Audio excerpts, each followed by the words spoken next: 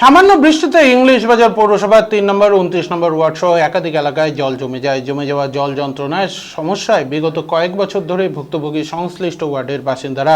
বৃষ্টির সেই জমা জল ইংলিশ বাজার নিয়ন্ত্রিত বাজার সমিতির ভেতর দিয়ে ড্রেনেজ সিস্টেমের মাধ্যমে বাইপাসের ধার বেয়ে খাল করে মহানন্দা নদীতে ফেলা হবে।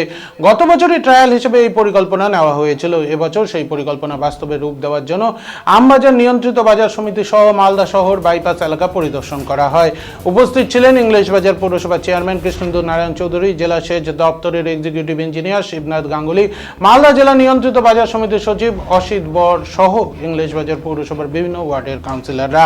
এদিন কিভাবে বিভিন্ন ওয়ার্ডে জমে যাওয়া বৃষ্টির জল ড্রেনেজ সিস্টেমের মাধ্যমে বাইপাসের ধার দিয়ে খাল করে মহানন্দা নদীতে ফেলা হবে তা পরিদর্শনের মাধ্যমে খতিয়ে দেখা হয়।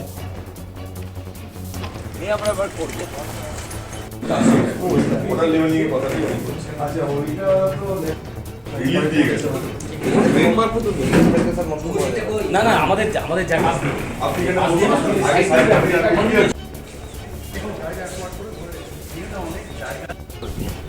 এবার ওখানে গিয়ে যখন চার্জ হবে ওইটা আবার সোজা গিয়ে মহানন্দা রিভার ওখানে একটা আমাদের মাধবনগর সেটা দিয়ে আমরা দিয়েছি ব্রিজটা ওর তল দিক থেকে একদম নদীতে চার্জ। ওখানে আমরা একটা বাস ঢুকে যাই, আমরা মুখটাকে যদি ক্লিয়ার করে দিতে পারি আপনাদের এলাকা ঢুকবে না। আমবাজারের শুধু আপনাদের না, প্রায় 10-12টা অফিস, ভাইটাল অফিস আর 15টা ওয়ার্ড আমাদের ইনআন্ডেড হয়। দেখেন food poisoning office, animal husbandry, DLRO আর district jail Malda, medical college, Rabindra Bhavan আর গ্রাম আর এই। এটা আমরা অনেক দিন ধরে সবকিছু প্রোগ্রাম করছি। আমরা মাননীয় মন্ত্রীর সঙ্গে কথা বলেছি, বিচারক মান্নাকে কথা বলেছি, আমাদের যে ওএসডি আছেন ওনার সঙ্গেও কথা বলেছি, ডিস্ট্রিক্ট ম্যাজিস্ট্রেটের সঙ্গে কথা বলছি। সবাই মিলে একটা সিদ্ধান্ত হয়েছে, এই যে 15টা ওয়ার্ডের জল প্লাস প্রায় 10-12টা ভাইটাল অফিস পুরো বর্ষাতে ইনআন্ডেড হয়ে যায়, এই জলটাকে আমাদেরকে বের করতেই হবে যে করো। তো এইটার জন্য আমরা এই লাইনগুলো দেখছিলাম, এই লাইনটা গিয়ে এনেছে যে ড্রেনটা আমরা গতবার করেছিলাম ওর সঙ্গে মিলাবো, মিলিয়ে আমরা একদম ওইখানে স্লাজ পয়েন্ট তৈরি করে যে ওয়েস্টগুলোকে আমরা কন্ট্রোল করব আর একদম ফ্রেশ জল আমরা মহানন্দা নদীতে ডিসচার্জ করব, যাতে মহানন্দা নদীতে কোনো ওয়েস্ট না যায়, তার জন্য নেট দেওয়া আদার সব করবো। শুরু হয়ে গেছে, কবে থেকে কাজ এর মধ্যে করব। আপনারা জানেন যে আমি যখন প্রথম চেয়ারম্যান হয়েছিলাম বিএস রোডের ড্রেনটা করেছিলাম বর্ষার মধ্যেই, তখন অনেকে বলেছিল হবে না, হয়ে যাবে, ভেঙে যাবে বাড়িঘর।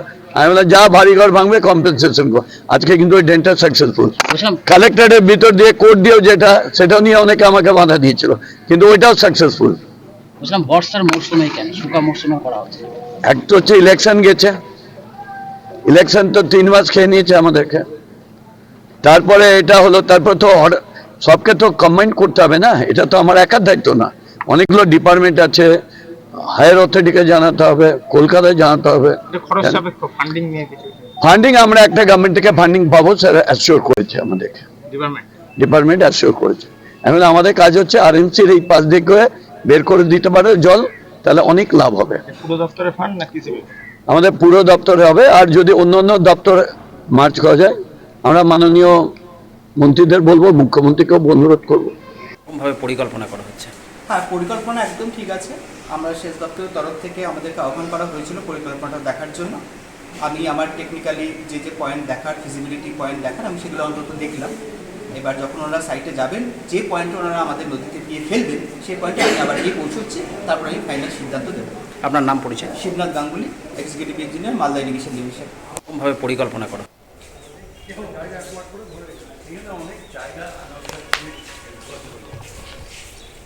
এই জলটাকে আমরা যদি ডিপার্টমেন্টের যে ল্যান্ড আছে ওর যে ক্রস করছে ওখান থেকে গিয়ে চার্জ করবো।